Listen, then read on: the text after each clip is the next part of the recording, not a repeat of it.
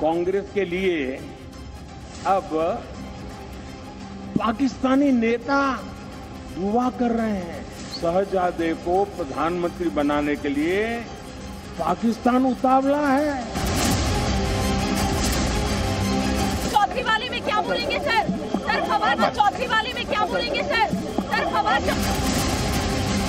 पाकिस्तान और कांग्रेस की ये पार्टनरशिप अब पूरी तरह एक्सपोज हो गई है। आप इस पर तो न उतर आइए कि देश की शान, मान, इतिहास से सौदे मत करिए। देश कभी आपको इसके लिए माफ नहीं करेगा। जिसके हाथ में कभी बम गोला था, उसके हाथ में आज भीख का कटोरा है।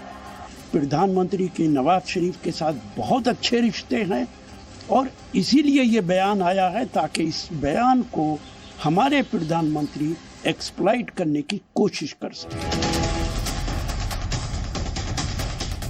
पाकिस्तान के साथ क्या रिश्ता है कि आज पाकिस्तान भारत के चुनाव में एंट्री करने की कोशिश कर रहा है और कांग्रेस पार्टी के लोग ऐसे पाकिस्तान का समर्थन ले रहे हैं। पाकिस्तान के मंत्री ने मोदी जी की भी तारीफ करते हैं ना, आप उसमें भारत पाकिस्तान मत करिए। सियासी हमले जो हैं इलेक्शन में होते रहते हैं, लेकिन ये पाकिस्तान का इस्तेमाल करना ये कोई ठीक बात नहीं है।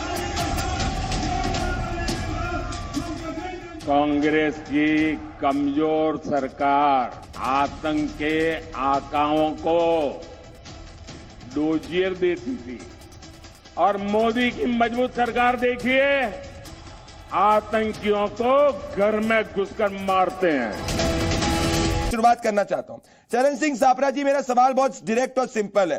कांग्रेस पार्टी और राहुल गांधी जी और आप सभी लोगों ने 24 घंटे हो गए इस ट्वीट को फवाद हुसैन की, राहुल ऑन फायर, इसमें आपको नहीं लगता कि आप लोग को एक स्टेटमेंट देना चाहिए था कि हमारा आंतरिक मामला और हमको पाकिस्तान के इस तरीके के स्टेटमेंट से ना अग्रीमेंट है और पाकिस्तान दूर रहे? क्योंकि चरण सापरा जी वही नेता यहां नरेंद्र मोदी को क्रिटिसाइज कर रहे हैं, तो जनता के मन में दो पैरेलल ड्रॉ हो रहे हैं कि वो नेता राहुल गांधी की तारीफ कर रहा है और नरेंद्र मोदी को क्रिटिसाइज कर रहे हैं, और ये पाकिस्तान है जो हमारा दुश्मन मुल्क है। सापरा जी, पहले आप। देखिए, ऐसा है, कांग्रेस पार्टी को फवाद चौधरी जैसे किसी भी लोगों से कोई लेना देना नहीं है, मैं ये स्पष्ट रूप से कह सकता हूं। और चुनावी मौसम है, चुनाव की सरगर्मियों के अंदर मोदी है तो मुमकिन है, कुछ भी हो सकता है मोदी जी के राज में। अगर मोदी जी अपना चुनाव जीतने के लिए डोनाल्ड ट्रंप को पटा सकते हैं और हाउडी मोदी वहां अमेरिका में ऑर्गेनाइज कर सकते हैं, तो ये फवाद चौधरी क्या है? फवाद चौधरी तो एक तुच्छा सा कोई नेता है पाकिस्तान का, उसे तो ऑपरेशन खोके के तहत कोई भी भारतीय जनता पार्टी का नेता लपेट के कुछ भी कहलवा सकता है। भाई, पाकिस्तान की तो ऐसी हालत है, भूखे नंगे लोग हैं, भूखे नंगों के सामने अगर कोई टुकड़ा हड्डी कोई डाल दी है तो वो हड्डी का फायदा लेकर के इस तरह की स्टेटमेंट आ रही। और भारतीय जनता, मैं भी सोच रहा था कि अभी तक तीसरे फेज का चुनाव आ गया है, बीजेपी ने पाकिस्तान की एंट्री किस तरह से नहीं करवाई है। और आपको यह भी बता दूं कि बीजेपी का और नरेंद्र मोदी का पाकिस्तान से पुराना रिश्ता है। आपको याद होगा कि 2014 में जब पहली बार शपथ लेनी थी, तब देश के प्रधानमंत्री ने नवाज शरीफ को बुलाया था यहां पे एज अ स्टेट गेस्ट। उसके बाद में उनके जन्मदिन पे बिन बुलाए मेहमान बनकर के चले गए केक खाने के लिए।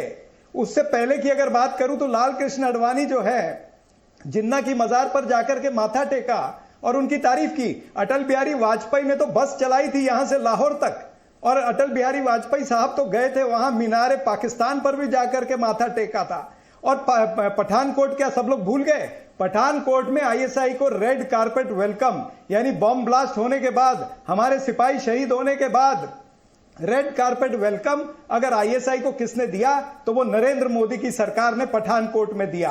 ऐसे अनेक सारी चीजें हैं। एक तरफा युद्ध विराम जब इनकी सरकार थी वहां पर जम्मू कश्मीर में पीडीपी के साथ में, एक तरफा युद्ध विराम कभी भी दो देशों की सेना के बीच होता है। हमारी सेना ने पाकिस्तान के आतंकवादियों के साथ में युद्ध विराम किया, ये मोदी जी की सरकार के समय हुआ है। तो ये कतई नहीं है कि भाई हम लोग कोई उनको मदद करना चाहते हैं। ये भारतीय जनता पार्टी है जो अपने षड्यंत्र के तहत पाकिस्तान की एंट्री करा के इजी आसान वोट लेना चाहते हैं।